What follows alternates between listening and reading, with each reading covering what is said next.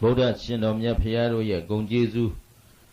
ရှင်တော်မြတ်ဖရာတို့ကောင်းစွာဟောကြားအပ်သောဓမ္မဂုဏ်တော်တို့ဤဂုဏ်ကျေးဇူး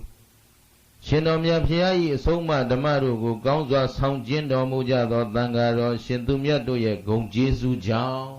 တို့တရားဓမ္မတွေချမ်းသာဒုက္ခအပေါင်းနဲ့ပြည့်စုံကြပါစေဒါရှေးဥစွာသစ္စာပြုမေတ္တာပို့ပေးလိုက်တာနော်ကဲတစ်ခုနှလုံးသွင်းရအောင်ဓမ္မာရာမောဓမ္မရတောဓမ္မံအနုဝိစိန္ဒရံဓမ္မံအနုတရဘိက္ခုသတ္တမနာပရိဟာယတိဓမ္မာရာမောတရားသာလျင်နှစ်ချိုက်မွေလျောပွဲရာရှိ၍ဓမ္မရတောတရား၌မွေလျောတတ်ပြီးဓမ္မံအနုဝိစိန္ဒရံတရားကိုအဖန်ပန်းကြံစီတတ်သောဓမ္မံအနုတရံဘိက္ခုအဖန်ပန်းတရားတော်ကိုအောင်းမေ့ရှုမှတ်လေ့ရှိသောဘိက္ခုယဟန်သည်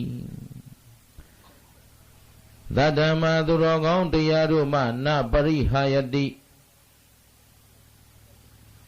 မဆုံးယုတ်တော့တဲ့ဒါမြတ်စွာဘုရားဆုံးမထားတာရှိတယ်နော်အဲ့တော့ပြန်ပြောမယ်အဲ့ဒါလို့ပါဠိတော်နဲ့အ내နဲ့ပြန်နေရင်သူတော်ကောင်းတို့စိတ်ထဲမှာစူးစူးနှစ်နှစ်မပတ်မိတတ်ကြအဲ့တော့တိုက်ရိုက်မြန်မာလိုရှင်းရှင်းလင်းလင်းပြောမှနားလည်တတ်ကြတဲ့တို့တရားဓမ္မတွေမို့လို့မြန်မာလိုရိုးရိုးရှင်းရှင်းပြောရရင်တရားကာလျင်နှစ်ချိုက်ပွဲတရားကိုနှစ်ချိုက်တယ်တရားတော်ပေါ်မှာမွေ့လျော်တယ်တရားကိုအဖန်ပန်ကြံစီတတ်တယ်တရားကိုအဖန်ပန်အောက်မေ့ဆင်ခြင်တတ်တဲ့ယဟန်သည်တဲ့သူတော်ကောင်းတရားမှမဆုတ်ယုတ်တော့ဟုတ်ပြီနော်ဒီစကားကိုဦးဇင်းကဘာလို့ဒီကာထာလေးကိုရှေ့တန်းတင်ပြီးတော့ဒီနေ့တရားပွဲမှာဟောဖို့ကြံစီပါသလဲမေးရဒီနေ့သူတော်ကောင်းတို့ဦးဇင်းတို့အတွက်ကြောက်เสียအကောင်းဆုံးဟာဘာဖြစ်မယ်ထင်လဲဟမ်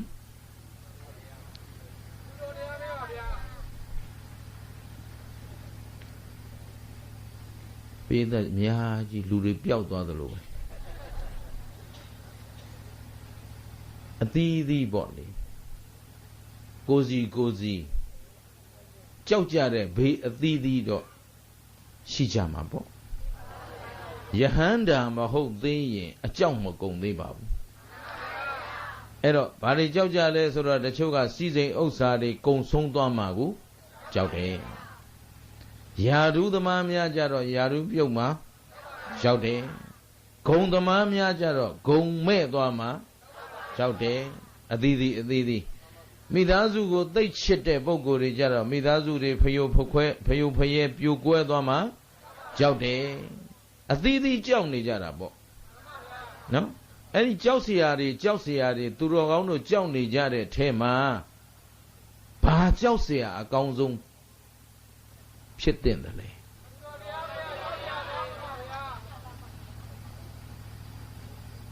သူတော်ကောင်းတို့ဟာဘယ်ဘဝရထားလဲဟုတ်ပြီဘာသာဝင်နေလဲဟုတ်ပြီဒီအဖြေတော့ကြိုက်ပြီဟုတ်ပြီလောကမှာယုံ nant တွဲနေတဲ့တတ္တဝါတွေဘယ်နှဘုံရှိသလဲ30နဲ့တဘုံပြန်ပြောအဲ့ဒီ30ဘုံမှာဒုက္ခတိလို့သတ်မှတ်ထားတဲ့ဒုက္ခနဲ့အတိပြီးတဲ့ဆင်းရဲမရှိချမ်းသာမရှိဆင်းရဲနဲ့အတိပြီးနေတဲ့ဘုံက၄ဘုံဘာတွေလဲငရဲတလိษံပြိတ္တာအတုရကဲဘယ်နှဘုံလဲဟုတ်ပြီနောက်တစ်ခါကာမတုက္ကတိဘုံတဲ့ကာမတုက္ကတိ ငါးပါးအာယုံကာမဂုဏ်တွေနဲ့မွေးလျော်ပျော်ပိုင်ပြီးတော့စံစားခံစားတဲ့ဘုံက9ဘုံရှိတယ်ဘယ်နှဘုံရှိတယ်9ဘုံတည်းကလူဘုံရဲ့နတ်ပြည်6ထပ်ရဲ့ပေါင်းလိုက်တော့ဘယ်နှဘုံလဲဒါကကာမသုဂတိဘုံရိုးရိုးလေးပြောရရင်အထီးတွေအမတွေကာမဂုဏ်ခံစားနေတဲ့ဘုံဟုတ်ပြီနော်ဟိုဘက်ကအထီးအမမရှိကာမဂုဏ်မရှိဘဲနဲ့စေတသိက်ကဒုက္ခနဲ့ဇန်သမဘတ္တတိနဲ့ခံစားနေတဲ့ဘုံကပြမ20ရှိတယ်ဟုတ်ပြီနော်အဲ့တော့လောကမှာဆင်းရဲတဲ့ဘုံကဘယ်နှဘုံ4ဘုံဟုတ်ပြီနော်ကာမဂုဏ်နဲ့ခံစားတဲ့ဘုံကကာမဂုဏ်မပါဘဲနဲ့ချမ်းသာခံစားနေတဲ့ဘုံကဘုံ20တောင်ရှိဒါလေးကြည့်ရင်ကိုသူတော်ကောင်းတို့သိတာပါတယ်မကောင်းတဲ့ဘုံနဲ့ကောင်းတဲ့ဘုံဘယ်ရင်းကများ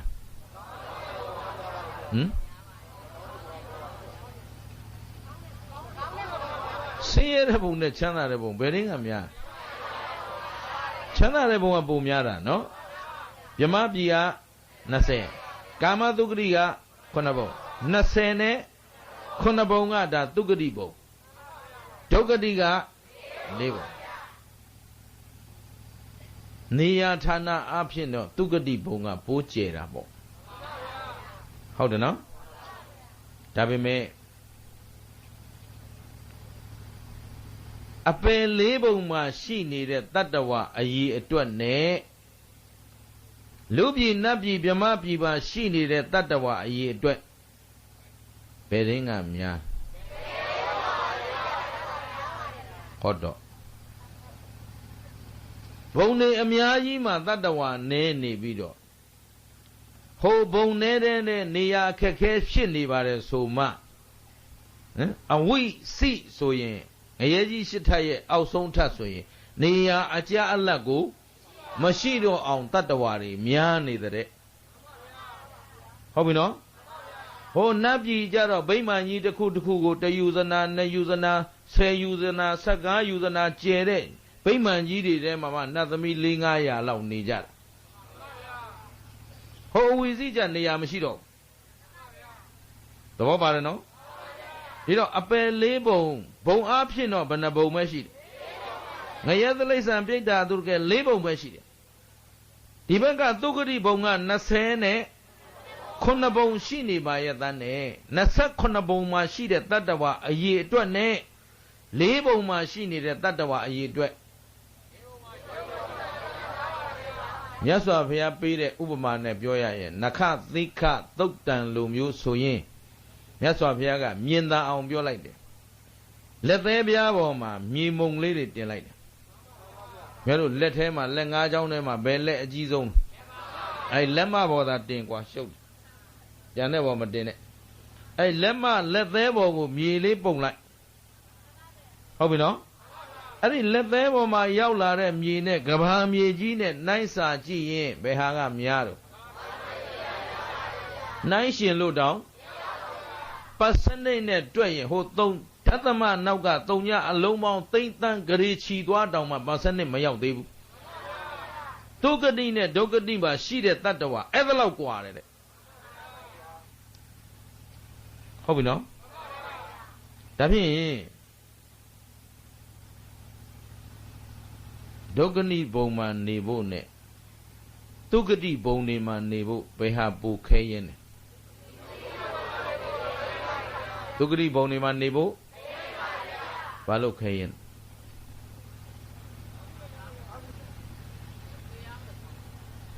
အဲ့ဒါသူတော်ကောင်းတို့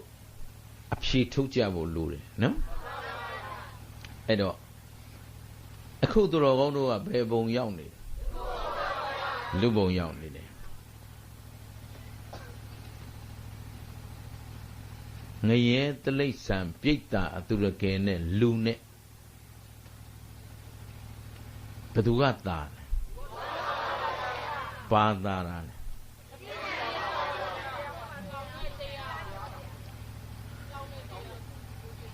စဉ်းစားကြဖို့ကောင်းတယ်နော်ဦးဇင်းကဒါလေးကိုပြောခြင်းလို့တရားဟောဓမ္မဂတိကမှာရှိတဲ့တာဝန်ကနာမည်ကိုကတရားဟောဓမ္မဂတိကဆိုတော့တရားကိုပြောဟုတ်တယ်နော်အဲ့တော့တရားသိအောင်ပြောရမှာဆိုတော့လောကမှာအပေလေးပုံမှာじゃတတ္တဝါတွေများပြီးတော့သုဂတိဖြစ်တဲ့လူဘုံနတ်ဘုံဗြဟ္မဘုံမှာတတ္တဝါတွေနင်းတယ်အဲ့ဒီသုဂတိဘုံတွေကိုဘယ်လိုတတ္တဝါတွေရောက်တယ်လဲ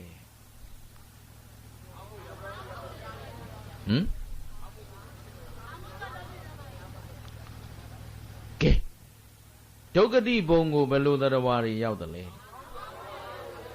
ဟုတ်ပြီဒါဖြင့်ဒုက္ခတိဘုံကိုဘယ်သူကပို့တာလဲအဲ့ဒါဒီနေ့သူတော်ကောင်းတို့အဲ့ဒီအဖြေရောက်အောင်အမှန်တကယ်ကတော့ဦးသိန်းကပလင်ပေါ်ကနေအဖြေမပေးခြင်းသူတော်ကောင်းတို့စိတ်ထဲကသိလာတဲ့အဖြေကိုလိုချင်တာ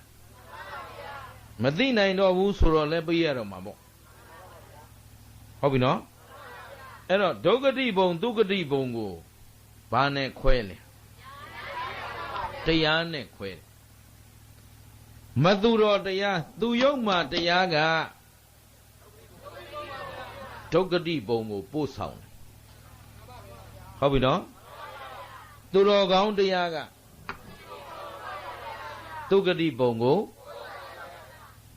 အဲ့တော့ဒီဘုံဌာနတွေကွဲသွားတာဘယ်သူကြောင့်တရားကြောင့်ဒါကြောင့်မြတ်စွာဘုရားဟောထားတဲ့ဂါထာလေးတစ်ပုဒ်ရှိနာဟိဓမ္မောအဓမ္မောသဥဘောသမဝိပါကိနော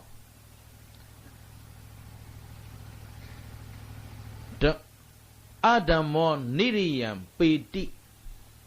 ဓမ္မောပါပေတိသုဂတိဒါပါဠိလိုမြန်မာလိုပြန်ပြောမယ်နာဟိဓမ္မောအဓမ္မောသတရားနဲ့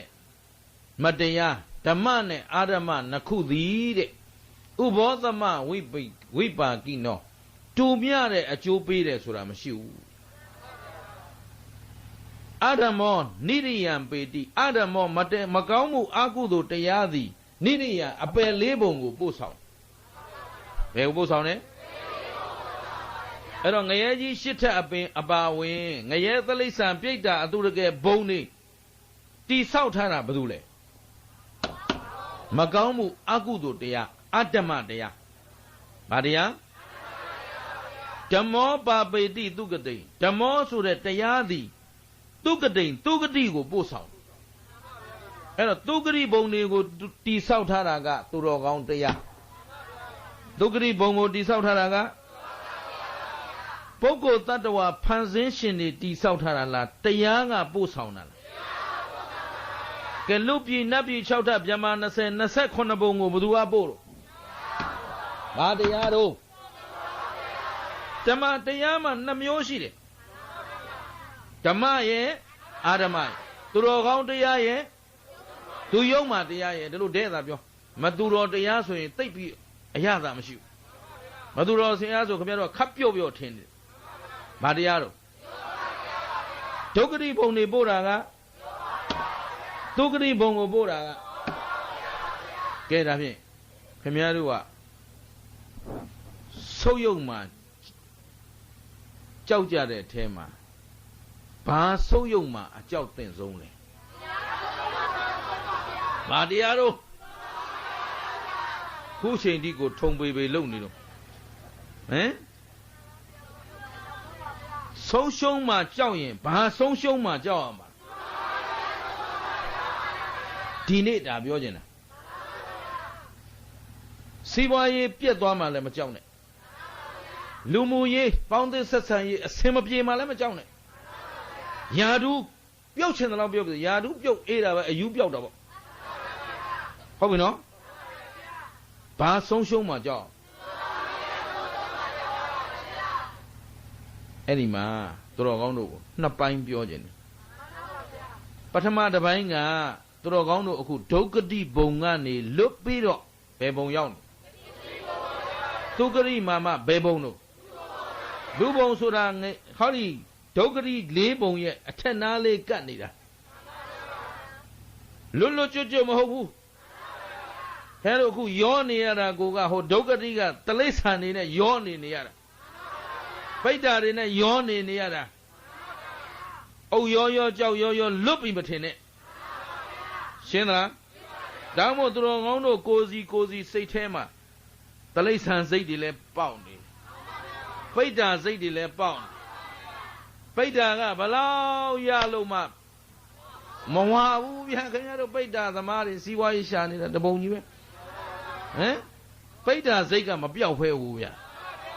တလိษံစိတ်မပြောက်တော့ကြီးနိုင်ငယ်ညင့်နိုင်ရစားလူဘုံဆိုတာရောနေတာနော်ဟမ်ဟိုနတ်ရွာတုက္ကတိနတ်ရွာတုက္ကတိပြောတာနတ်ဘုံရောက်သွားမှဒါတွေနဲ့လွတ်မှာဒီတော့သူတော်ကောင်းတို့သည်ဘယ်ဘုံနဲ့ကတ်နေတော့အပယ်လေးဘုံနဲ့သာပြောလိုက်ဗါတဲ့ဒါပေမဲ့တုက္ကတိနဲ့နီးတာလားဒုက္ကတိနဲ့နီးတာလားအဲ့ဒါဆိုတော့ဒုက္ကတိဘုံကနေလွတ်ခါစားလေးပဲရှိသေးတယ်ဒီလိုပြောလို့မရဘူးလားအဲ့ဒီထဲမှာတလိษံတွေကောပြိတ္တာတွေကောလူတွေကောရောနှောနေကြတဲ့ထဲမှာလူကိုလူနဲ့တလိษံပြိတ္တာဘာထူးလဲ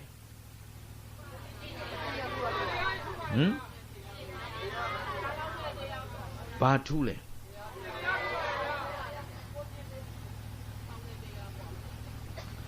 တလိษံတွေကသူတော်ကောင်းတရားကိုဆောင်သလားပြိတ္တာဘယ်သူကဆောင်ဟောလူနဲ့ကွဲနေတာဒါနော်လူဟာလူကျင့်ဝတ်သိက္ခာဖြစ်တဲ့လူပိတာကြောင့်သူတော်ကောင်းတရားကိုမကျင့်ရင်လူဘဝဆုံးရှုံးမယ်ဟမ်ဘာဘဝဆုံးရှုံးမယ်အခုနေရတာကအုတ်ရောကြောက်ရောနော်ခင်ဗျားတို့တချို့အိမ်မှာများခွေးတွေကြောင်တွေဝက်တွေစိတ်တွေများမွေးထားတဲ့လူတွေဆိုဒါတသားတည်းနေတာတလိษံနဲ့အဲ့တော့ခွေးနဲ့နေတော့ခွေးစိတ်ပေါက်တယ်ဟမ်နွားနဲ့နေတော့အဲ့ဒါခင်ဗျားတို့ကဘုံကအတူတူဆိုတော့သဘောပါသလားဒီတော့လူနဲ့တလိษံဘာကွဲသွားလဲဆိုရင်သူတော်ကောင်းတရားမှာကွဲသွားတယ်တလိษံမှာသူတော်ကောင်းကျင့်ဝတ်ဆိုတာသူတော်ကောင်းတရားဆိုတာသူတို့မှာဒါနလဲသီလဘာဝနာနောက်တစ်ချက်သီလသမာဓိပညာလူဟာတလိษံရဲ့အကျင့်နဲ့လူအကျင့်တူသင့်သလားတလိษံသီလနဲ့လူသီလတူသင့်သလားမတူတယ်ခင်ဗျားတို့မခွဲကြနဲ့ဦးတူသင့်မတူသင့်မဲ့အရင်ခွဲဦးဟုတ်ပြီနော်မတူသင့်ဘူးဆိုရင်လူပိသတဲ့သီလသူတော်ကောင်းတရားလူပိသတဲ့တမာရိသူတော်ကောင်းတရားစဉ်းစားနော်သီလကျင့်ဝတ်ဆိုတာမိမိရဲ့စားဝတ်နေရေးအိတ်စားကာမဤသုံးဝအတွက်သူများအသက်မတတ်ဘူးသူတော်ဘာပစ္စည်းမခိုးဘူးသူများသားမယားမပြစ်မမကျူးလွန်ဘူးမှုသားမပြောဘူးသေရသေရမတော့ဘူးအဲ့ဒီကျင့်ဝတ်၅ပါးတလိษံမှာရှိလားဟောလူမှာရှိရမယ်ဒီ၅ပါးမရှိဘူးသူတော်ကောင်းတရားဆုံးရှုံးသွားရင်လူဘဝဆုံးရှုံးဒါအဆင့်တစ်ခုဒါကြောင့်မို့တရားကိုနှစ်ချိုက်တရားကိုမွေ့လျော်တရားကိုအဖန်ဖန်သုံးသပ်၍တရားကိုအဖန်ဖန်ဆင်ခြင်နေတဲ့ပုဂ္ဂိုလ်သည်ဘယ်ကနေမဆုတ်ယုတ်သူတော်ကောင်းတရားကနေမဆုတ်ယုတ်ဒါမြတ်စွာဘုရားကလမ်းညွှန်ထားတာနော် ဘိက္ခုလို့ဆိုထားပေမဲ့ဒါသူတော်ကောင်းတို့ဦးဇင်းတို့အားလုံးကမြတ်စွာဘုရားရဲ့တပည့်သားတွေဖြစ်တဲ့အတွက်အားလုံးအတွက်အကျုံးဝင်တဲ့စကားလို့ဒီလိုမှတ်ရမယ်ဒီတော့ဦးဇင်းကလည်းဦးဇင်းဘဝကိုငယ်စဉ်တောင်ကြီးကလေးဘဝကလေးကခမဲတော်ကြီးမေတော်ကြီးမိခင်ဖခင်ခေါင်းနေနဲ့အဆုံးအမနဲ့ကြီးပြင်းလာရတော့ဘဝတသက်တာလုံးမှာဦးဇင်းကြောက်ခဲ့တာနော်တခုပဲရှိ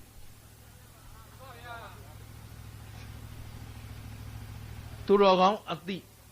သူတော်ကောင်းအကျင့်ပျက်စီးဆုံးရှုံးမှတခုပဲကြောက်ဦးဇင်းကြောက်တာလောကမှာဘာမှမရှိဘူးအဲ့ဒီတခုပဲကြောက်ငယ်ငယ်ကဦးဇင်းတရားကိုယ်တွေလည်းပါတယ်ဟောဘူးပါတယ်နော်ရှင်ပြုကန်นี่ဦးဇင်း6တန်းရောက်မှရှင်ပြုပေးတဲ့ခမဲတော်ကြီးကဘာလို့လဲဆိုတော့တိတတ်တဲ့အရွယ်မှသာသနာ့ဘောင်ဝင်တာအပြစ်နည်းလိမ့်မယ်တဲ့မတိတတ်ဖဲဝင်ရင်အပြစ်များလိမ့်မယ်ဆိုပြီးတော့တိတတ်အောင်သင်ကြားပြီးမှကျောင်းမှာရှင်ကျင့်ဝတ်ပြေကြီးဆက်သုတ်နော်အကုန်ကျက်ပြီးမှကိုယ်တိုင်သင်္ကန်းတောင်းပြီးကိုယ်တိုင်သင်္ကန်းဝတ်ခဲ့ရပါတယ်အဲ့တော့အဲ့ဒီသင်္ကန်းဝတ်ဖို့အလှပေးကန်นี่ဆိုတော့ဆွေမျိုးတွေလည်းစုံပေါ့လေအကုန်စုံနေတဲ့အချိန်အဖိုးတွေအဖွားတွေရှေ့မှာအဖိုးလုတ်တဲ့တယောက်ကပျော်တတ်တယ်သူကမြေတွေကိုစနောက်ပြီးဒီလိုနေတာအဲ့ဒီနေ့ကပရိသတ်အစုံလင်ရှေ့မှာသူတော်ကောင်းတို့ဦးစင်းကိုမေးတယ်ဟဲ့ငါမေးတယ်မင်းအဖေကိုကြောက်သလားတဲ့ကြောက်ဘူးလို့အမေကိုရောတဲ့ကြောက်ဘူးလို့ငါ့ကိုရောတဲ့ကြောက်ဘူးလို့ဆိုတော့အဖေနဲ့အမေကသူတို့ကိုမကြောက်ဘူးပြောရမလားလို့ဆိုစိတ်ဆိုးတယ်မခေါ်ဘူးစကားမပြောသွားတယ်နင်ဒီရှိရတယ်အဖေပြောတော့သွားဆိုသွားတာပေါ့နောက်တော့မေးတယ်ဘာလို့မကြောက်တာလဲတဲ့အဖိုးက3ရက်လောက်နေမှမင်းအဖေကစကားမပြောဘူးกว่าတယ်ဘာဖြစ်လို့မသိဘူးလေသူတို့မကြောက်ဘူးပြောလို့နေမှာပေါ့လို့ဟမ်လူရှိသူရှိအဆက်ခွဲတယ်လေအဖေမေကိုကြောက်မှသားကောင်းသမီးကောင်းလို့တတ်မှတ်ထားပုံရပါတယ်နော်ကျုပ်တို့ကငယ်ငယ်ကလေးရရင်လက်မခံဘူးမင်းဘာလို့အဖေမေကိုမကြောက်တာလဲတဲ့ကျောင်းမှာရောတဲ့မင်းကြောက်တဲ့ဆရာဆရာမတွေမရှိဘူးလားတဲ့တယောက်မှမကြောက်ဘူးရုပ်ကိုကြောက်စကားလာမပြောနဲ့လို့ပြောအဲ့တော့အမျိုးတွေရှေ့မှာအဆက်ကွဲတယ်ပေါ့လေသူတို့ကတူတူပြောမယ်တော်ကြနေတရားဟောတာနောက်ကြနေမှာဆိုလို့နောက်ဆုံးအဖြေပေးလိုက်တယ်ဘာလို့မကြောက်တာလဲသူတို့အဆုံးမနဲ့ဆန့်ကျင်ပြီးဘာတစ်ခုမှမလုပ်ဘူးပါဘူးအမေဖေစကားကိုမြေဝယ်မကြနားထောင်နေတာကျုပ်ကဘာအတွက်သူတို့ကိုကြောက်နေအောင်မလဲဟုတ်ပလားထိုင်ဆိုထိုင်ထဆိုထအမေကြီးမြင်တဲ့နဲ့အဖေကအဖြူပြောရင်ဖြူပေးတာဒါမှထတ်ကြောက်ခံကျင်သေးလဲမတတ်နိုင်ဘူးလို့ပြောရင်တော့ပါလားကျုပ်နှုတ်ကတော့ကြောက်တယ်ဆိုတဲ့စကားဘယ်တော့မှထွက်လာမှာမဟုတ်ဘူးလို့ကျုပ်ကြောက်တာတခုပဲလို့သိထားတဲ့တရားအသိဉာဏ်လေးတွေဆုံးရှုံးသွားမှကြောက်နောက်ယောက်ျားရင်းမကြီးတယောက်ဖြစ်တဲ့နဲ့ယောက်ျားကောင်းမပီတာဘူးလို့အပြောခံမှာကြောက်အခုယဟန်ဘဝရောက်နေပါရဲ့တဲ့ယဟန်မပီတာဘူးလို့အပြောခံမှာကိုကျင်တရားဆုံးရှုံးမှလွင်ဘာတစ်ခုမှမကြောက်ဘူးတော်ပါလားကိုခမည်းတော်ကြောက်ရမှာဒါပဲလူဘဝရောက်တယ်လူပြည့်ရှုံးမှကြောက်လိုက်စမ်းပါနောက်တစ်ဆင့်ဘာဘာသာဝင်နေလဲဗုဒ္ဓဘာသာသည်ဘု து ရဲ့အဆုံးအမလဲဘုရားလို့မပြောနဲ့မြတ်စွာဘုရားရဲ့အဆုံးအမမြတ်စွာဘုရားရဲ့အဆုံးအမဒီဟာလောကမှာဘုရားဆိုပြီးကိုးကွယ်နေတဲ့ဘာသာတွေအများကြီးပဲ20မျိုး average ဒါပြန်မြအသေးစိတ်ဆိုမကဘူးအမျိုး80ကျော်လောက်ရှိတယ်ဦးဇင်းတို့လေ့လာကြည့်သလားအဲ့တော့အဲ့ဒီကိုးကွယ်မှုအလုံးထဲမှာဘယ်သူအဆုံးမဟာအမြတ်ဆုံးလဲသိကြလားဒါဖြင့်အဲ့ဒီအမြတ်ဆုံးသောအဆုံးမကိုရထားတဲ့ပုဂ္ဂိုလ်သည်ဗုဒ္ဓဘာသာဝင်မှန်ရင်ဘ ဘသူဆုံးမတိုင်းနေရမှာအဲ့ဒီဆုံးမတိုင်းမနေနိုင်ရင်ဗုဒ္ဓဘာသာဝင်အဖြစ်ကဆုံးရှုံးသဘောပါသလားမြတ်စွာဘုရားအဆုံးအမတိုင်းသီလကျင့်ဝတ်သမာဓိကျင့်ဝတ်သမာဓိဆိုတာစိတ်တည်ကြည်ခိုင်ခန့်မှုအခုယောက်ျားလေးတယောက်ဖြစ်နေတဲ့ယောက်ျားကောင်းပိသတဲ့ကျင့်ဝတ်ကိုခိုင်ခိုင်မာမာဖြောင်းပြောင်းမှတ်မှတ်ဘယ်လိုလောကဓာတ်မျိုးကြုံကြုံ6လို့လည်းပြောင်းလဲမသွားဘူး6လို့လည်းပြောင်းလဲမသွားဘူးဘယဂတိဘေးကြောက်လို့လည်းကိုယ့်အကျင့်မပြတ်ဘူးဒေါသဂတိဒေါသအလိုလိုက်ပြီးတော့လည်းအကျင့်ကိုမပြတ်ဘူးအဲ့ဒါတမာတိခေါ်တယ်လောဘကာမဂုဏ်နဲ့ဆွဲဆောင်လို့လည်းကိုယ့်ကျင့်သိက္ခာကိုမပြတ်ဘူးအဆုံးရှုံးမခံဘူးအဲ့ဒါတမာတိခေါ်တယ်ရှင်းသလားသီလသမာဓိပညာအဲ့ဒီရရှိထားတဲ့ဗုဒ္ဓရှင်တော်ဘုရားရဲ့အဆုံးအမနဲ့ရရှိထားတဲ့အရိယသစ္စာ၄ပါးမြတ်တရားအသိပညာတွေကိုအဆုံးရှုံးမခံမှဗုဒ္ဓသာသနာတော်ကနေရွေရောမသွားမှာအဲ့တော့ခမည်းတော်ကျုပ်တို့ကြောက်ရမှာကလူပြေရှုံးမှကြောက်ရမယ်ဗုဒ္ဓဘာသာမပီသမှာကြောက်တခွန်းနဲ့ပြောရင်သူတော်ကောင်းတရားပျက်စီးမှဒီထက်ကြောက်เสียကောင်းတာဒီအတွက်မြတ်စွာဘုရားကပြောတယ်တရား၌မွေ့လျော်ဟုတ်ပြီနော်တရားကို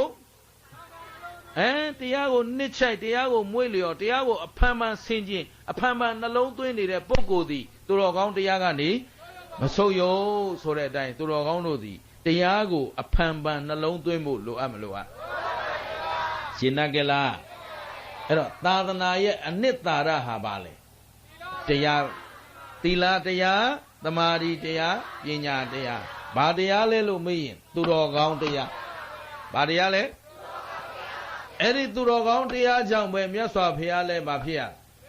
ဘုရားဖြစ်ရဘုရားကိုဘုရားလို့ခေါ်နိုင်တာဘာတရားကြောင့်โอเคလူကိုလူလို့ခေါ်နိုင်တာနတ်ကိုနတ်လို့ခေါ်နိုင်တာမြမာကိုမြမာလို့ခေါ်နိုင်တာ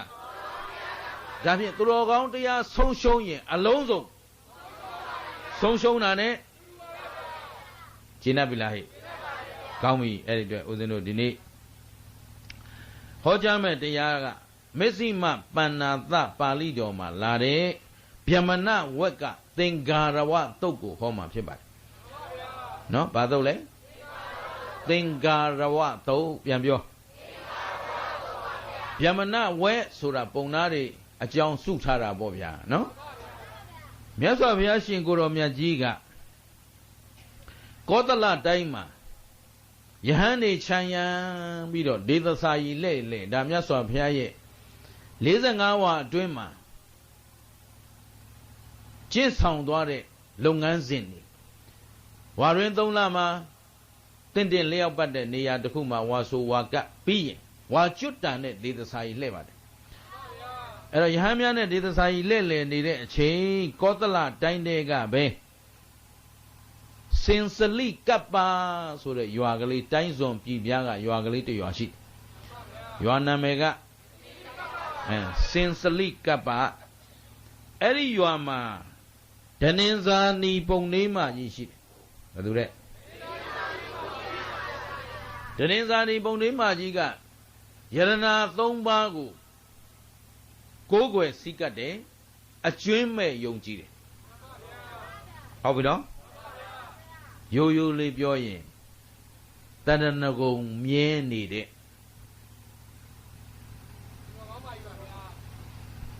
သောတာပန်ဆိုတဲ့သူတော်ကောင်းတရားတီးနေတဲ့ပုဂ္ဂိုလ်ဟောအခုသူတော်ကောင်းတို့ကျင့်ဆောင်နေတဲ့သူတော်ကောင်းတရားတွေကသူတော်ကောင်းတို့တဏ္ဍာမှာအမြဲရှိနေသလားမရှိဘူးအနိယတသောတာပန်သက္ကရာကံအနာကံယဟန္တာဖြစ်မှနိယတဟုတ်ပြီနော်အောက်ထစ်ဆုံးသောတာပန်တီးမှသူတော်ကောင်းတရားမြဲသွားတယ်အဲ့ဒီကြရင်တော့သူတဏ္ဍာမှာဒီတရားပျက်စီးခြင်းမရှိတော့အခုသူတော်ကောင်းတို့ကျင့်နေတယ်ဆိုတာကစိတ်တခဏလေးအပြောင်းအလဲမှာကိုသီလလည်းပျက်စီးတတ်တယ် Tamari le piasida de, Pinya le piasida. Kaimie la. Dabi, Turogong Tiadi, Turogong no Tanama, Tawara Tini la, Ti on Josa Niara. Dale using 2-3 pages. How we know? I go Manea Singapuma, Daruka no Bamado Hot. I tell ma, they don't use your ladder Ubamarema, Luce Eugene. Yahamia, Miazo Piashin Goromiaji so much. Yahanji was the cat, the lather Mari Pina, who bepe bido. Lumuke Sari, why? Yes, honey. Milon leba, Yeji leba. Siwa Bia leba, Siwa de leba. Lu alone de a chain gong near Yahandi, Luce Kanayavi, and now so Lu Twadwayo. Do the Romboa so shown what? How we know? I don't who the Rono Lu. Lumu Loga, Lumu Boadi Dema, to Rono. Lucien what the Yarigo, Masang Tambene. Amia Moga ye the Lu Taupido. Luboa de Chile Mesoye. Luboa Yaju, Manado. A song shown you so shown up. The Wabadana. Hello. Amia Moga ye thou the Lu Mala. To Rogon a chingu ya Giamala. Hello to Rogono ma, so shown as the Johnny, Amiashi. Longer than the Ariga, a chamber to Rogono Miakabula. Yakani. Magauno Bawenjini. No? Magauno Bedi. Yanuyungaba Bay. Mishula. Any Bedi John Dina, do the Yapia Mesui. Bedi John let the car so show. The Yapia Dole. So shown so do Boa. People. Tajo, to Rogantia tea on, Barana Tabi Josania. Erodima, Deninza ni Bonima, do Ale Bonamio, Bonima. Miaso Piagaro Katia, Mimugani, Payap Shetara, Soro, you know Jim Dubo. And a Mature, Bonamia had told and Shidaga. Drogo Dro Yamajiga Papala be Yamaji, Karinga, Senta Lajade, Mimia de Amure, so be the Janet Bogorigo, Nature be Sassano Bonari a Jinia. Yaswa Piadi, Turote, Gigi, Mimia to Pietare, Bonari, Magina. Let them come. Eddie Bona, a time when since the league up, so that you are Bonari, Pinashi, neither you are. Eddie Yuama. Turu Chaja di Denizani Bonima Giga, Tadanane, Tui Bido. Todaban tea, Taranago, Mieni the Pogupin. Pido di Denizani Bonima Giga, Balolo. Amieda Manet Lela Ea Talale, Miena Madeke, Yasin alone, Pella Bisuran, Ea Regre, Napu Lede. Namo Dada Bagawado, Arahado, Dama, Dambu Dada. Arahado Lumina Min, Yama Mindu, Ibuzo, Tugo, Kano Muraitado, Dama Dambu Dada, Thea, Manga, Machaya, Longa, Sonle, a gong sentiment no mudo, Tabinya, Tabin Yuta, Nyandoshin, Data, Topayashin, Goromiaji, Anamo, Namami, Shikobai. Payashikobi by Eata. Talimatano Udano Dilo Sali, Papa Bido, Legion. Eagataro may messing long point, no be surane, Bamio, Nobila, no Lauchi like Nabu Lede. Be in the motor that don't you. Matajan they be able. The Riara than the motor that way. Nena de Dome. Yeda in point, maybe the Cadley, maybe or Yeda in point like. Point me the Riara, hang up Yamagro, they do to point in the motor that Guadora, Madamuda. Payagro, we may not. Yana the be the cam, Yana though be the Cagrolabium. Ayala, she like that. Akule, Denizani Bonema Giga. Mame Maleo, Yasa Piago, a mere iron beauty. Kalota Island, the motor that Guadora, Madamuda. How we know? Pale Turu Chaja low look, to be Saro Mesule, Namota that Guadora, Madamuda, ye thou Mesule. အဲ့တော့ဘာလို့ဘာအာယုံပြု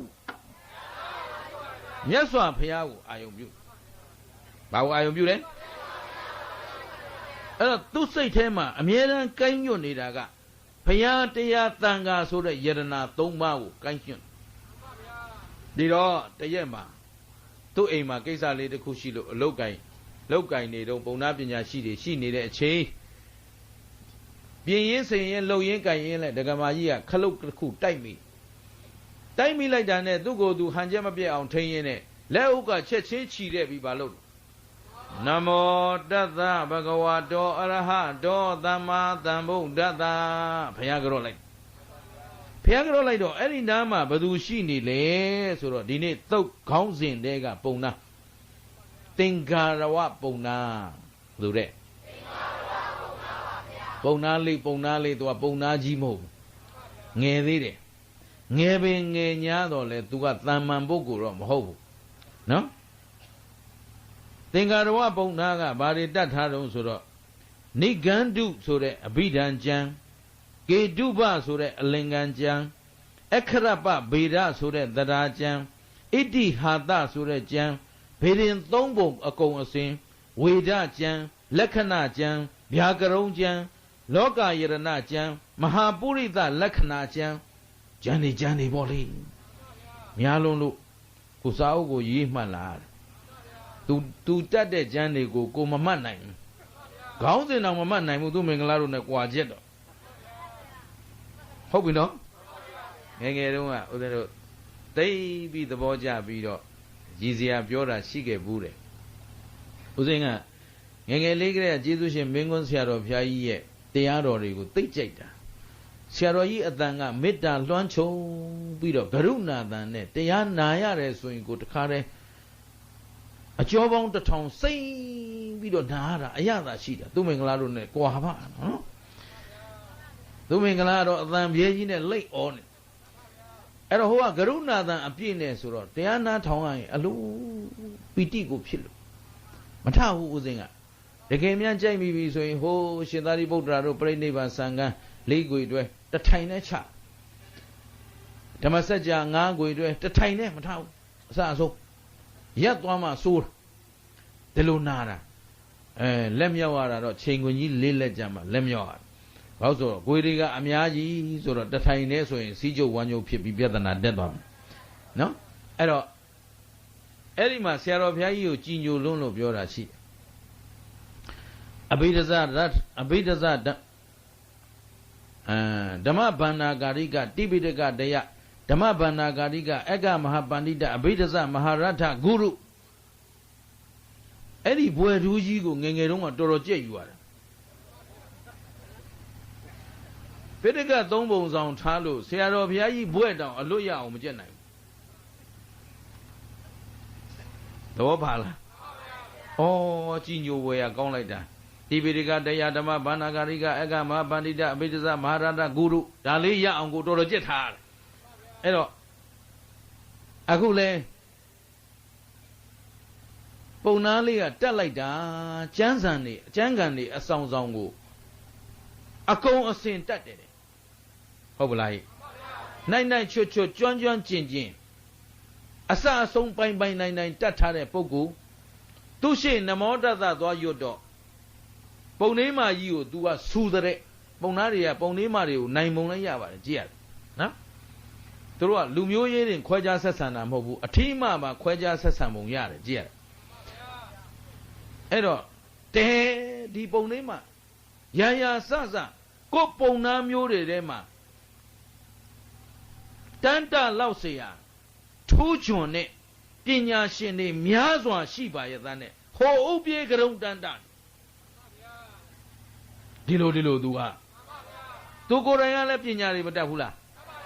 ပညာတွေမဟုတ်စာတွေပညာတွေလို့ပြောလို့မရဘူးနော်ပညာတတ်တာနဲ့စာတတ်တာကွာတယ်ကွာ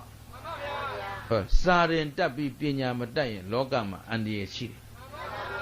စာဖတ်တတ်ယုံနဲ့ပညာရှိစာအလွတ်ရယုံနဲ့ပညာရှိလို့မထင်လိုက်ပါနဲ့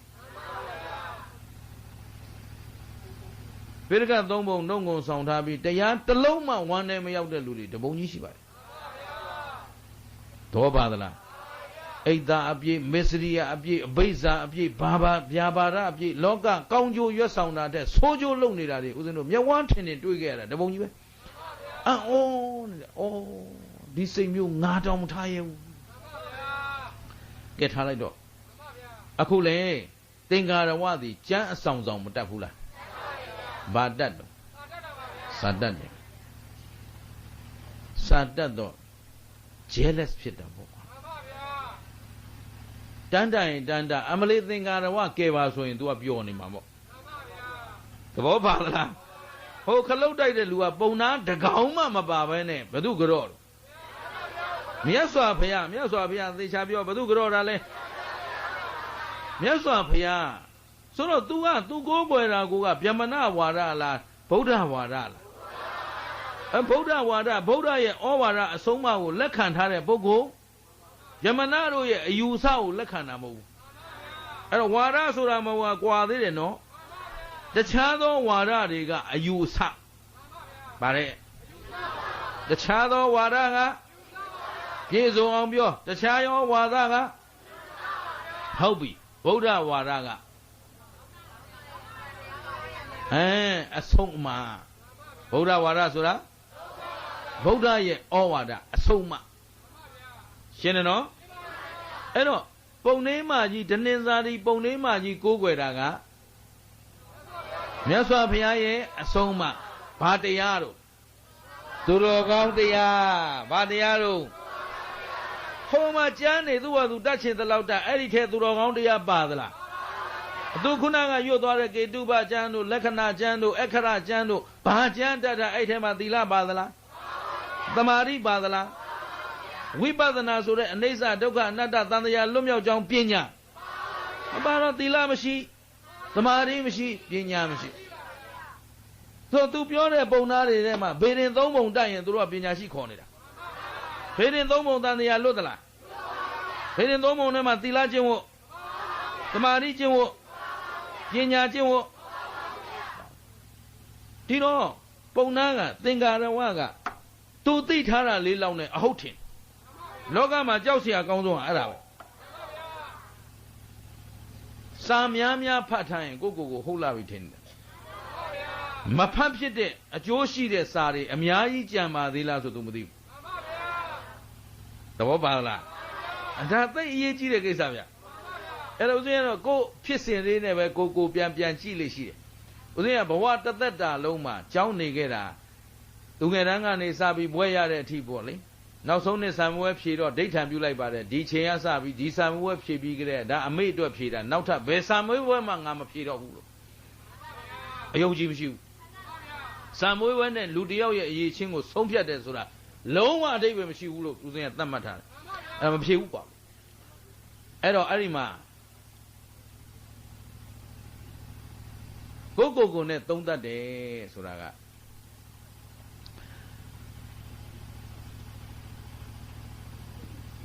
တက္ကသိုလ်ဘွဲရတဲ့အထိ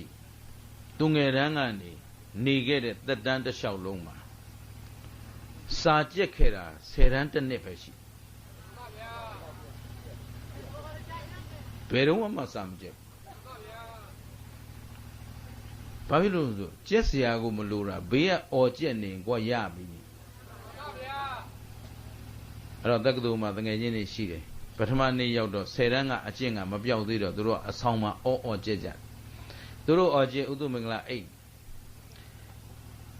တ်နေတော့ဒီကောင်သူတို့ကစိတ်ပူနေကြတယ်ဒီကောင်တော့ကြတော့မှာပဲဟိကောင်ထစာကြက်မင်းတို့ကြက်ဆမ်းမှာငါလာပူးမနေနဲ့ငါကြလေကြိုက်လေပဲတက္ကသိုလ်ကျောင်းမှာကြာနေရလေသဘောကျလေ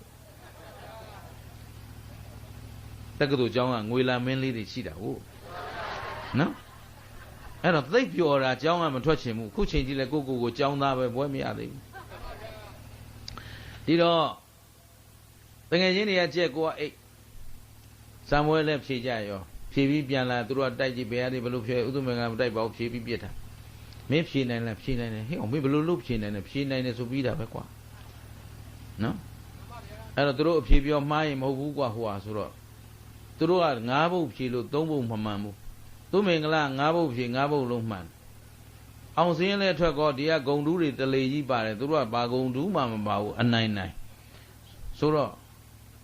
ပြန်ကြည့်အဲ့ဒီမှာဦးစင်းနဲ့ငယ်ပေါင်းတစ်ယောက်ရှိကြီးတယ်သူတို့ကမင်းတို့ကဒီကောက်ထင်သေးတာဟုတ်တဲ့သူဘာလို့ဂုံတူးရသွားလဲသိလားတဲ့ဆိုတော့တငယ်ချင်းတစ်ယောက်တပိတ်ချင်းကအခုချိန်လေးရှိပါသေးတယ်ဘာဖြစ်လို့ပြောစမ်းလဲအဲ့ဒီကောင်ကစာအော်ကျက်မင်းအော်ကျက်နေသေးသူသူစာကျက်ဆရာမလို့ဘူးတဲ့အဲ့ဒါဒုတိယနေ့ရောက်တော့တငယ်ချင်းများဘယ်လောက်ကောင်းလဲဆိုဓာတ်တိုင်အောက်သွားကျက်တယ်ကြုတ်ကြားမှဆိုလို့အဲ့တော့ခုန10တန်းတစ်နှစ်ပဲစာကျက်ဖူးတော့စာများများကျက်ရင်ဘဝင်ကမြင့်လာဦးစင်းကနော်စာတော်တဲ့လူတွေဆိုကြောက်တယ်ဘာလို့သူတို့မှဘဝင်မြင့်ယောဂရှိကိုယ်တိုင်လဲစာလေးတွေနည်းနည်းပါးပါးရလာတော့ဘဝင်မြင့်လာတော့ခမဲတော်ကြီးနဲ့ပြဿနာဖြစ်ပြီးစာမွေးဖြေဖို့2လအလိုမှာခမဲတော်ကြီးပေါ်မာနထားပြီးတော့ခမည်းကျုပ်ကိုလာမပြောနဲ့ဘဲလိုကောင်မအောင်နိုင်ဘူးတဲ့အဖေကပြောတာဘာလို့စာကျက်ရင်အိပ်ပျော်နေလို့အဲ့တော့ကိုကစာတွေအများကြီးရထားပြီဆိုတော့ကျုပ်ခုချိန်ကစပြီးစာတစ်လုံးမှမဖတ်တော့ဘူးလို့ခမည်းအောင်ရုံတော့ကတော့ကျုပ်လာမပြောနဲ့ဆိုသွားမာနထားရတာနဲ့စိတ်သက်ကိုမတက်ရတော့အဲ့တော့စာများများရရင်ဘာဖြစ်လာမာနယောဂတက်လာမာနယောဂတက်ရင်ဘာပြောက်ပြီထင်တယ်တော်ကောင်းတရားပြောက်အဲကြောင့်များများတက်အောင်မနေဘူးဒါပြောက်သွားမှဆိုလို့သဘောပါသလားတတ်တဲ့လောက်လေးနဲ့အကောင်းဆုံးဖြစ်အောင်လုပ်နေတယ်ကျင်တယ်နော်ကဲထားအခုသင်္ကာရဝကလည်းစာပေကျမ်းကန်ကုံအောင်မတက်ဘူးလားတတ်တယ်သူတို့သင်เสียပေါ့သူတို့ပုံနာတွေကသင်เสียပေါ့ပုံနာမှပညာရှိတာလားမဟုတ်ပါဘူးပုံနာတွေကုံရောင်းကုံဝယ်လောက်ခန်းစားမှာကုံတယ်အတက်ဒင်းမတက်ပါဘူးသဘောပါသလားအသူပညာနဲ့သူလုပ်ငန်းနဲ့သူရှိတာပဲဗျအဲ့တော့လောကမှာအကုန်လုံးတတ်နေတယ်လို့ရှိပါအကုန်လုံးတတ်တာတော့တယောက်ပဲရှိတယ်ကဲထားဒါရောယုံလားဟုတ်အဲ့တော့ပုံလေးမကြီးကိုဆူတယ်ပုံနာပညာရှိတွေများစွာရှိပါရဲ့တန်းနဲ့ဗျာ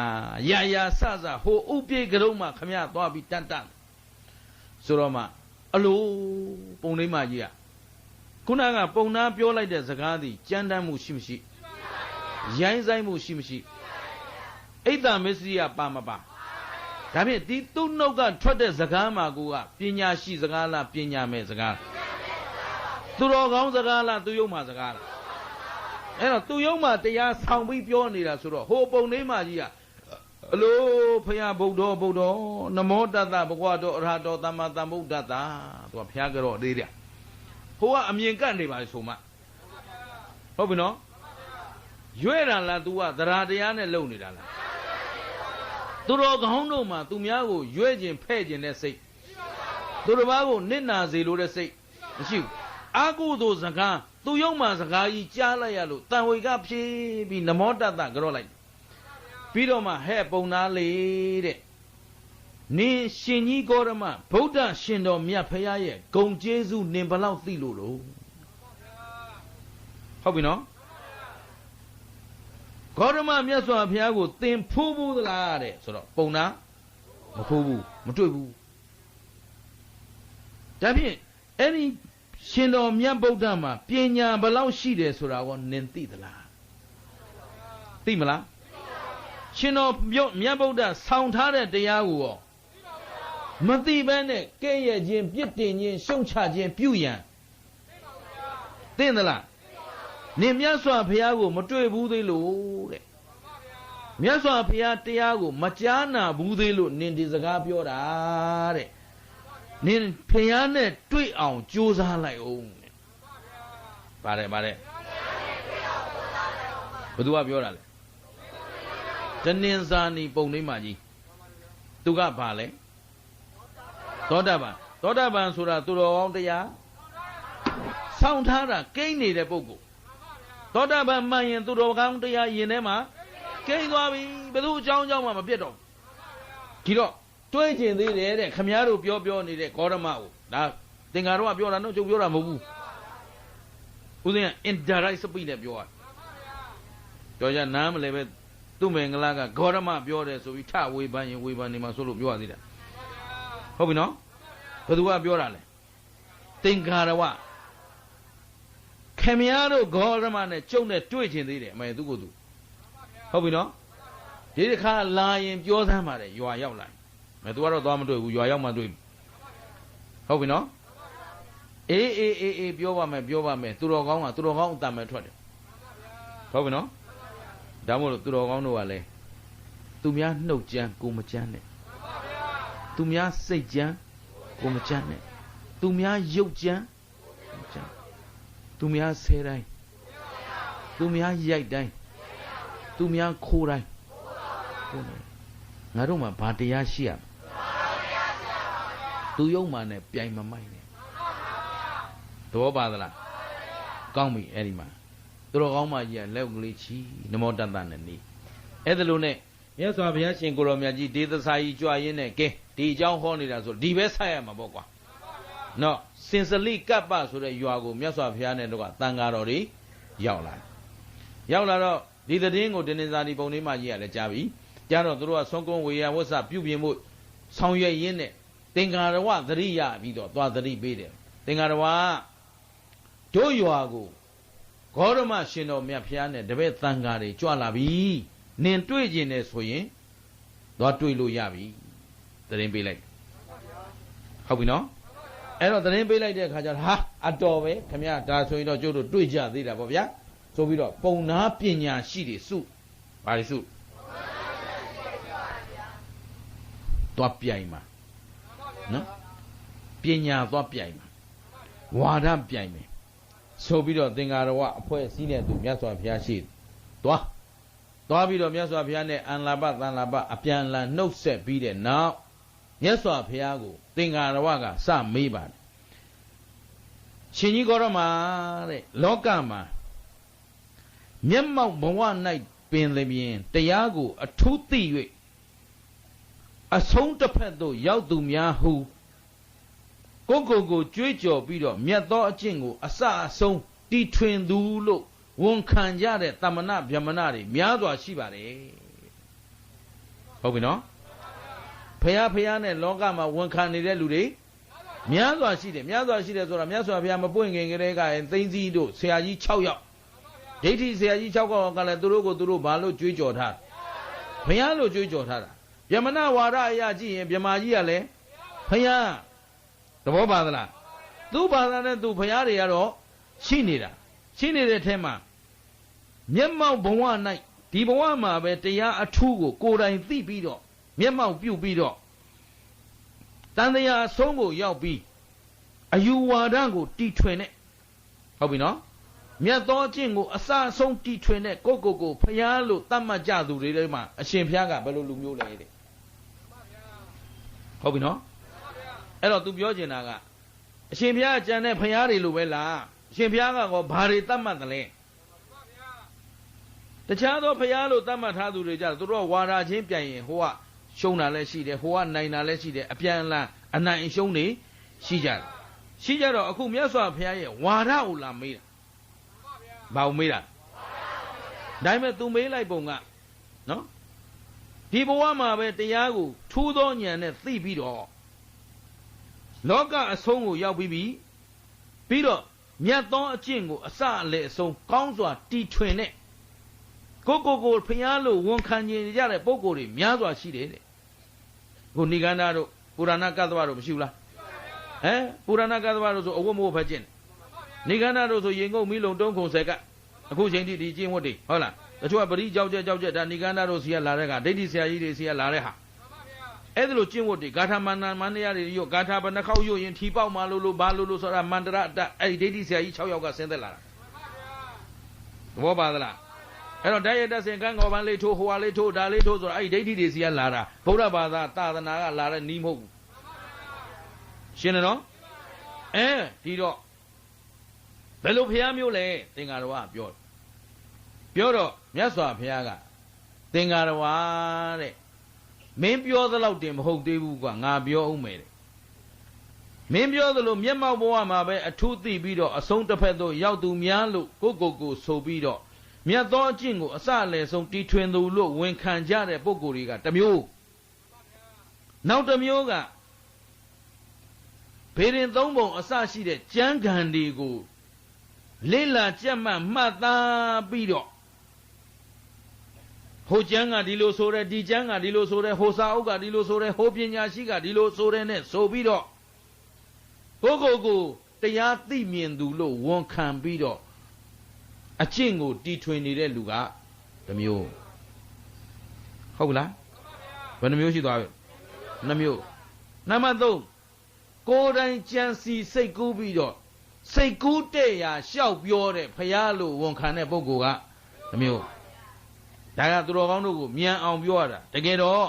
ဘေရင်သုံးပုံကဲ့သို့သောကျမ်းဂန်တွေကိုဆောင်ပြီးတော့မှကျမ်းဂန်အကိုအကားတွေနဲ့မျက်မှောက်ဘဝမှာပဲအထူးသိမြင်ပါတယ်လို့ကိုဝန်ခံပြီးတော့မှအဆုံးတစ်ဖက်ရောက်ပြီး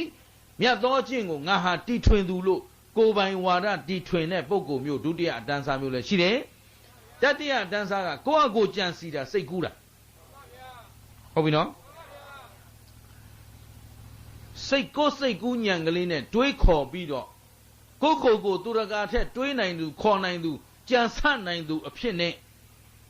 တရားကိုသိမြင်သူလို့ဝန်ခံပြီးတော့အကျင့်ကိုတီထွင်နေတဲ့ပုဂ္ဂိုလ်ကတစ်မျိုးဟုတ်ပလားနောက်စူးစမ်းဆင်ခြင်ပြီးဗါတဲ့စူးစမ်းဆင်ခြင်ပြီးတော့သက်ဝင်ယုံကြည်ကံမြနဲ့ငါကတော့ဒီလိုဖြစ်လိမ့်မယ်လို့ယုံကြည်တယ်အတွင်းနဲ့ယုံတာဘာနဲ့ယုံတာအခုတခါတလေသူတော်ကောင်းတို့လာပြောကြတာရှိတယ်အရှင်ဘုရားဟောတာတွေတပည့်တော်သိကြိုက်တာဘုရားအရှင်ဘုရားတရားတွေတပည့်တော်တွေတော့ကွတ်တိဒီကခေါင်းကျိန်းနေပြီအရှင်ဘုရားဟောတာကဘု து တရားတွေမြတ်စွာဘုရားတရားကိုခမည်းတော်နားလည်နိုင်မဲ့စတိုင်သာပြောင်းထားတာနော်သူမင်္ဂလာစတိုင်တော့သီးသန့်ရှိတယ်သူမင်္ဂလာတရားတော့သီးသန့်မရှိဘူး Are you understand? Yes ဒါပေါ့လေနိုင်ငံခြားပြန်လာတော့ပိုတန်မင်းနဲ့ပေါက် Sorry အားလုံးနားလဲလားနော်နားလဲသူတော်ကောင်းတို့သိအောင်တတ်အောင်ကိုယ်ပိုင်ဟန်နဲ့သင်ပြတာကတစ်မျိုးဒါပေမဲ့ဟောတဲ့တရားတိုင်းဟာဘု து တရားတော့အဲ့တော့အရှင်ဘုရားတရားလို့ပြောရင်ခေါင်းကျိန်းတာကတစ်မျိုးနောက်သူကြိုက်တာကသူ့အကြိုက်နဲ့ကြိုက်လို့တဲ့အဲ့ဒီကလေးကရင်တစ်ဖက်တော့စောင်းသွားပြီသောပါသလားမာနသမားများကမာနတရားကိုကြိုက်တယ်ဒေါသသမားများကလောဘသမားများကဒါဖြင့် तू ကငါအော်တာကြိုက်တာလားငါငေါက်တာကြိုက်တာလားငါချော့တာကြိုက်တာလားတခုခုတော့ကြိုက်သွားပြီတရားကြိုက်တာတော့မဟုတ်သဘောပါသလားဒါကြောင့်တရားနာရင်ကိုယ်အကြိုက်နဲ့မကိုင်းနဲ့ရှင်းလားငါတို့ဆရာတော်ပြောတာသိကြိုက်တာဆိုရင်ဆရာတော်ရောတပည့်ရောဂျွန်းပြန်တော့မယ်သဘောပါလားဦးစင်တရားတပုံမှမရှိဘူးလို့ဘုသူတရားတို့ဒါပေမဲ့အပြောအဆိုချွတ်ချော်တယ်အယူအဆချွတ်ချော်ရင်ဒါသူမင်္ဂလာရဲ့ချွတ်ချော်မှုမြတ်စွာဘုရားချွတ်ချော်မှုတော့ရှင်းတောင်းဝကျုပ်ကိုပုပ်ကိုမကြိုက်နဲ့ဟုတ်ပြီနော်သဘောပါသလားမှားစရာရှိရင်ဘယ်သူကြောင့်မှားသူမင်္ဂလာကြောင့်ပဲမှားမယ်မြတ်စွာဘုရားကြောင့်တော့ရှင်းသလားအဲ့တော့တရားအားလုံးရဲ့ပိုင်ရှင်ဟာဘယ်သူလဲဒီနေ့ဓမ္မခရိကတွေဘယ်အကျော်မော်ဘယ်ကောင်းစဉ်တက်ဟောမြတ်စွာဘုရားတရားပဲဖြစ်ရမယ်မြတ်စွာဘုရားတရားမဟုတ်တာဟောနေရင်လည်းသူဟာတရားမဟုတ်ဘူးလို့ပြောလိုက်ရုံပဲရှင်းသလားမြတ်စွာဘုရားတရားတော်တွေဟာသူတော်ကောင်းတို့ဦးဇင်းတို့အတွဲနော်အခုထားရှိခဲ့တဲ့ဓမ္မခန္ဓာတွေဟာလိုသေးလို့ထပ်ဖြည့်เสียလဲပိုလို့နှုတ်ပစ်เสียလဲယုံသလားအဲ့တော့ဒါဖြင့်တစ်မျိုးပြန်တွေးလိုက်မြတ်စွာဘုရားတရားတော်တွေကိုလိုလို့ထပ်ဖြည့်နိုင်စွမ်းရှိသူလဲ Bolo no pin nine dule. Damata. Tobala. Malalumia no ngachin. Jina no? Can't call me. Erokuna, you are Radima. Jansine, you are at T20 Wamshula. Tweeto Bido, Sinza Bido, Jansa T20 relay. She did, Miazo Piaga, Miamo Bude, so we won't can't have a ludem hope who no Sao G. Papi say alone in the ludele. She did. Say go and be say alone in the ludele. Jansa Tweeto Bido, go, young G. Jenne, go, say alone in the ludele. She did. A mama now so. Shiga Majabu de Gondo Teado night. Bade. Shiga Majabu de Gondo Teado night. Go down Dali and Todwin Thimi. Bade. Todwin to we, Yamma Bowana, a 2 bido, Kuna de Ababianare. Pema 2 de. Time to 2 daga. Jansa be didala. Do it all be didala. Mo. Shiga Mamien de Majabu de Diago. How we know? Go rain Todo Twin. Go rain bare. Todo Twin Themian Bido, Amandiago, Miamau, Pubi. Loga a song out the loo. A Jimiago, T20 do view, one cannet bogo relay. She there. Any bogo did them are wrong. Napaya daba about when she did. Hopefully, Dabi Miaso Piaga, Miamau Buga, Mia. No? Miamau Buga, Miapian, Payalo, one cantara. Mahopu. Being Domo Song Sabe Jang and the Tayo Miane, Payapi below one cantara. Damo, a chancy Gauna, Payapi below one cantara. Damo, a twig call you sa young jet tetana net and Payapi below one canara. Mahabu Shiga Mamiamude on Rosram, Yaso Piama Buenginga. That the Warima, this are Liba would Tidla. That means she a Tige Budetia, Mahabu. How we know? Yaso Pia Buenado, Canabanaba. Jincho in Yodiane. Alo that the Warima Shida, Yone. Any Yona Nabadi think Haradia. Badia? Yona Nabadi? Think Haradia Sura. A John Pubian Lupola. Yoga le Pubianiare, Nanga le Pubiania. Pubiania Lubadia. Anything Haradia, Tabe think Hara. Era Payama Puenking up Badu. Badu Pionino. Badu Mienro. Badu Mamimu. Shiga Machabu Gondo. Shiga Mamie Mudo. Shiga Yotia Nandia Duro Kamamijade. I met think Haralu Madi. Madide to the Yotia go pay the Kim Panzina Lulu, Yamaji Panzina Lulu, the door down Yemi Gabaji, Bebe Panzina Panzina Lulu, Turoma, a John Shallow. Meow. Yes, Piaga Jaro, a John at what things he be. Did. Shinala. Tayo Yotian and the Alo, Padialo Namedalak. Padiale he. Think Arasura, Lolo Pidala, a John Pidala. A Chontia Pubian Lopola de Yam Manamiago. Think Hara de Yam Manamiale Chippy. Chippy Pieta Badisa. Dide Nyanga. Mega the son of Mamanga Dido. Think Hara de Yasura Pubian Yard. A Pamba Pubian Jinjao. No? Chanda Mala Sayem. A Pamba no Bureau, Pubian light. Yes, he light. Damn yo. Pubian light. But this out. Allow Pubian. Piacinima. Piacida in le. Pubian the other. Piamiono. Allow Pubian. Piacida in le. Mabubian man nelole. Mapiacibele. Manebu. Mayawi to omni. No? Mabubian man nelole. Mayaw, Mapia Sibele. Hello, Kayan Lila Kayo, Nino, Pamazangasa, then Bania. Mujo. Eh? Logama Shishi the Mat think Hara the idea. Mabubian man, Nelogo. မပြည့်စည်ပဲလေပြည့်စည်သွားလိုက်ပြုပြင်လိုက်ပြည့်စည်သွားလိုက်ပြုပြင်လိုက်ပြည့်စည်သွားလိုက်ပြုပြင်လိုက်ဒါနဲ့ဘာသစ္စာ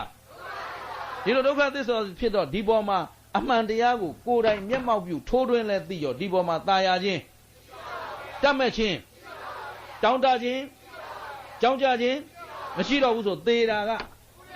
သမုဒိယဆိုအာရမတွေသေသွားပြီအာရမသေပြီဆိုတော့နောင်တန်တရားဒုက္ခရောက်เสียအကြောင်းဒီလိုမျက်မှောက်ပြုထားတဲ့ထဲမှာတော့ငါတပါးအပါဝင်กว่าကဲဒါဖြင့်မြတ်စွာဘုရားသည်စိတ်ကူးရင်မင်းသားလားအကြံစီကောင်းသူလားမဟုတ်ဘူးဒါဖြင့်ကျမ်းဂန်လေးဖတ်ပြီးပြောနေတဲ့လူလားသဘောပါလားအဲ့တော့မျက်မှောက်ပြုကများဆိုတာစိတ်ကူးရင်မျက်မှောက်ပြုတာလည်းရှိတယ်အတွေးနဲ့မျက်မှောက်ပြုနေတာလည်းရှိတယ်အခုမြတ်စွာဘုရားမျက်မှောက်ပြုခြင်းကအတွေးတွေစိတ်ကူးရင်နေတာလားကိုယ်တိုင်ဒိဋ္ဌမြင်တာလားအေးဒိဋ္ဌမြင်တာရုပ်တရားသည်ဖောက်ပြန်ပျက်စီးနေတာမြတ်စွာဘုရားမတွေ့ဘူးလားသဗ္ဗညုတဉာဏ်တော်ကြီးနဲ့တွေ့တယ်နန္တရားကြီးလည်းဖြစ်ပြီးရင်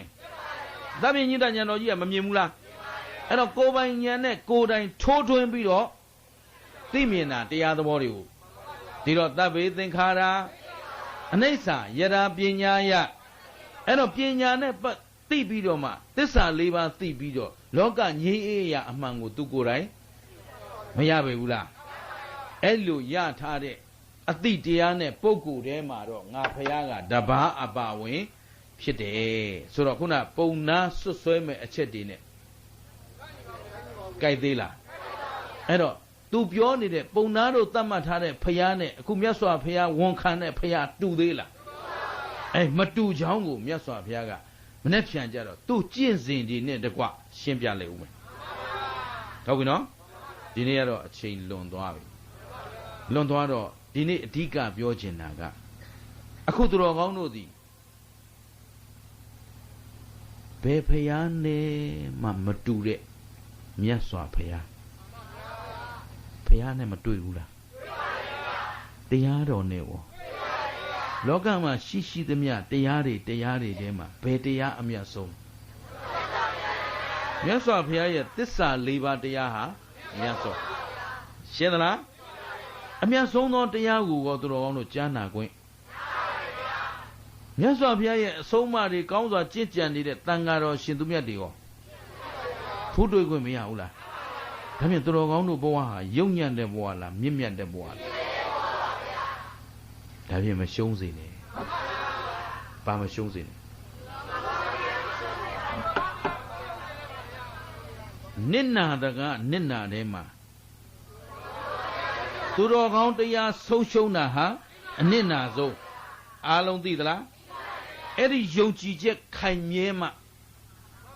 သူတော်ကောင်းတို့ဒီဘဝလူဖြစ်ရကြိုးသာသနာနဲ့တွေ့ရကြိုးအဲ့တော့ဘာရှုံးသူတော်ကောင်းတရားမရှုံးစေနဲ့ဒီနေ့တရားနဲ့ဖြေလေကွယ်ဘာရှုံးအဲ့တော့အခုသူတော်ကောင်းတို့တဏ္ဍာမှာသူတော်ကောင်းတရားတွေရှေ့ကျင့်လို့ရမရအဲ့တရားဆိုတာအလိုလိုကိန်းလာမှလားကျင့်ယူရမှာကျင့်ယူရပုံကိုမြတ်စွာဘုရားကသိတ္တတမင်းသားထီးနှံစည်းစိမ်လို့တောထွက်တာကစပြီးမနေ့ပြန်ပြောလိုက်ဦးမယ်သဘောပါသလားငါဘုရားဖြစ်တာအလိုလိုဖြစ်လာတာမဟုတ်ဘူးกว่าတဲ့သူတော်ကောင်းတရားလက်ဝယ်ရရှိလို့ဖြစ်လာတာသဘောပါသလားအဲ့တော့ဒီနေ့သူတော်ကောင်းတို့သူတော်ကောင်းတရားတွေမဆုံးရှုံးစေနဲ့ဗါတယ်အဲ့တော့ကုံပြောလိုက်ပြီနိုင်ငံရေးတွေကြောင့်လဲသူတော်ကောင်းတရားမဆုံးရှုံးဘူးလူမှုရေးတွေကြောင့်လဲစီးပွားရေးကြောင့်လဲကျင့်တလားသဘောပေါက်သလားဆွဲမြဲကျင့်ကြမှာလူပြည့်မရှုံးစေနဲ့သူတော်ကောင်းတရားမရှုံးစေတလုံးနဲ့ပြောရင်သူတော်ကောင်းတရားအဲ့ဒီသူတော်ကောင်းတရားမှာလူဖြစ်ကြောင်းတရားလည်းပါတယ်နိဗ္ဗာန်ရောက်ကြောင်းတရားလည်းပါတယ်သဘောပါသလားအဲ့တော့လူဖြစ်ကျိုးနှက်အောင်သာသနာနဲ့တွေ့ကျိုးနှက်အောင်တခွန်းနဲ့ပြောတော့ကျင့်တလားအဲ့တော့မြတ်စွာဘုရားလည်းဘာဆောင်သွားတော့ ဒါကိုမနဲ့ပြန်သက်သေပြုတော့မယ်ဒီနေ့တော့သက်သေပြုချိန်မရတော့ရှင်းသလားရဲ့အဲ့တော့မြတ်စွာဘုရားတို့မြတ်စွာဘုရားသည်မျက်မှောက်ပြုကာမြစိတ်ကူးရင်ကာမြနဲ့ဘုရားဖြစ်လာသူလားကြံစီကာမြနဲ့ဘုရားဖြစ်ဝန်ခံသူလားစာအုပ်ကြီးတွေအများကြီးဖတ်နိုင်ုံနဲ့သူ့ကိုသူဘုရားလိုဝန်ခံထားတာလားမဟုတ်ဘူးလောကသဘာဝအမှန်တရားကိုဘယ်သူကိုယ်တိုင်တွေ့တာသူကိုယ်တိုင်ထူးသောဉာဏ်နဲ့မျက်မှောက်ပြုပြီးမှအဲ့တော့သူမျက်မှောက်ပြုခဲ့တဲ့တရားယုတ်တရားနဲ့ယုံ nant ခန္ဓာမှန်သမျှသင်္ခါရတရားသင်္ခါရတရားသည်ဖောက်ပြန်လိုက်ပြုပြင်လိုက်အဲ့တော့ပြုပြင်တိုင်းဘာဖြစ်သွားတော့ပျက်စီးနေလို့ပြုပြင်ရတယ်ပြုပြင်ပင်မဲ့ဘာသစ္စာသိတဲ့ဉာဏ်ကမဂ္ဂသစ္စာနဲ့မှန်မှန်ကန်ထိုးထွင်းသိသူကဒီဖောက်ပြန်တတ်တဲ့တရားပေါ်မှာတာယာခြင်းနှစ်သက်ခြင်းဆွဲလန်းခြင်းလာအောင်မလားမလာရင်သေတာကနောင်ခန္ဓာမလာတာကသစ္စာဘယ်နှချက်ကြိုက်ကဲသို့သစ္စာ၄ချက်တပြိုင်တည်းကြိုက်မှသာလျင်တန်တရားဝတ်တွင်းကလွတ်ကင်းနိုင်မှာဖြစ်တဲ့အတွက်မမေ့မလျော့မပေါ့ဆာသောတတိမလျှော့သောဇွဲလုံးလဝရိယကိုလက်ကင်ထားပြီးတော့ဒီဘဝဒီခန္ဓာမစွန့်ကြခင်ရရှိနိုင်တဲ့သူတော်ကောင်းတရားတွေမဆုံးရှုံးကြပါစေနဲ့လို့တိုက်တွန်းရင်းနဲ့နားကြအောင်စို့